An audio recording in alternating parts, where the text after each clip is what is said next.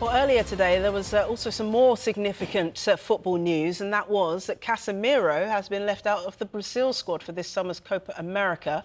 South American football expert Tim Vickery can join us. Good evening to you, Tim. This was pretty significant news. No Casemiro at Copa America. What's the reason behind this? His current form and the form of his team. I was here on Tuesday talking with Vicky about this, saying that it was going to be a nervous wait for Casemiro to see if he would be part of Brazil's squad for the Copa America. He is not part. So I think this has to go down as a kind of semi-surprise. A lot of people were thinking, is he going to be in? He's not playing very well. We know that Jamie Carragher wouldn't have picked him if he was Brazil's boss. Well, Dorival Jr. seems to have the same opinion. Although Dorival Jr., Brazil's new coach, did say that the door isn't closed on Casemiro. He said that they're going to be having a chat tomorrow to outline possibilities for the future. But for the moment, Casemiro, very, very much Brazil's leader over recent times. For the moment, he is outside looking in, and he's going to have to work very hard, or the players that Dorival Jr. has picked are going to have to do very badly in order for Casemiro to continue his international career. Yeah, Tim, huge news given the fact that he is the captain. Where does this place this Brazil squad in terms of who might they look to now to lead them in this tournament? Yeah, and the coach was asked about leadership, and he mentioned one name, the former Man City right-back, Danilo.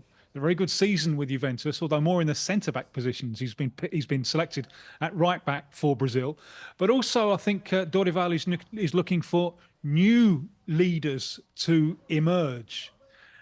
He's only picked 5 midfielders, and 2 of those, and all of the 5 are from the Premier League. 2 of those, Lucas Paquetá and Andreas Pereira, are more attacking midfielders. So he's only got 3 there. Bruno Guimarães of Newcastle, Douglas Luiz of Villa, and João Gomes of Wolves. So it does seem a squad that's a little bit light in those areas. They have until June the 12th to make changes. But for the moment, as I say, Casemiro on the outside looking in, and Brazil hoping that during the course of this Copa America, they'll form a new group. They've been doing very, very badly in World Cup qualification. They're 6th out of 10 South American nations with 1/3 of the competition played. So Brazil will hope to start bouncing back with some new leaders emerging during the course of the Copa America. But Tim, it's not just Casemiro on the outside looking in. In this squad, no Gabriel Jesus, no Richarlison, no Antony, no Thiago Silva. For those players, is this the end, or can they still impress Dorival enough to get back into the squad? Well, for Thiago Silva, it's hard to see how he can get in at his age. Richarlison was in this morning and suffered an injury this morning, and that's why he's been replaced. Very much the surprise in the squad. Evan Nilsson of Porto has come in. For some of the others there, Antony, well, a little bit like Casemiro, his fortunes are going to have to change drastically if he's going to get in. Brazil have so many options of attackers in wide spaces, and they've picked, in a squad of 23, they've picked 5 wingers. So they have as many wingers as they have midfielders. Brilliant. So there's a lot of competition there for Antony. So who have we done there from your list? Antony and Thiago Silva. Yeah, Thiago Silva, I think, has gone now. Although Dorival did pay respect to him and his contribution during the course of the press conference. Gabriel Jesus, Gabriel Jesus, in the last 5 years, he's played regularly for Brazil. He scored 1 goal in 5 years. Wow. Now, that was in stoppage time of a friendly against South Korea, that Brazil won 5-1. So it wasn't the most important goal. And his last competitive goal for Brazil came in the Copa America final in 2019. Now, if you want to stay playing as a striker for Brazil, you're going to have to do a little bit better for that, better than that. And he seems to have, after his injuries, fallen off a little bit with Arsenal. So he's another one who's going to have to do some hard work if he wants to get back into the fold. Yeah, Tim, the forwards are very interesting. You would presume that Vinicius Jr. of Real Madrid will be the leader amongst them. But I want to talk to you about a name which has become more familiar, but perhaps will be even more familiar from next season onwards, and that's the teenager Endrick, current Palmeiras striker. We know he'll join Real Madrid this summer. Do they have a future superstar on their hands here? They certainly do, yes, and he's very, very special indeed. And this is the hero of Wembley. You know, at the age of 17, he scores the only goal of the game between England and Brazil. He comes straight off the field and he starts telling the Brazilian media about Bobby Charlton. This is a very, very special talent. There are one or two others as well coming through in Brazilian football, a little bit young for the national team. But Endrick, there are now 7 games left for him to play for Palmeiras before the Copa America, and after that he turns 18 and he will move to Real Madrid in July. He looks very, very special indeed. He's already being singled out for hard and heavy treatment by opposing defenders, which is a backhanded kind of compliment. He's learning how to deal with that, and I'm sure he's also paying attention to today's news about Kylian Mbappe, because Mbappe goes to Real Madrid. You wonder, is Endrick going to have a lot of game time in his first season? But I'm sure he'll take that in his stride. He's only 17 and he's in there for the long haul. He's a very impressive young man and a very special young footballer.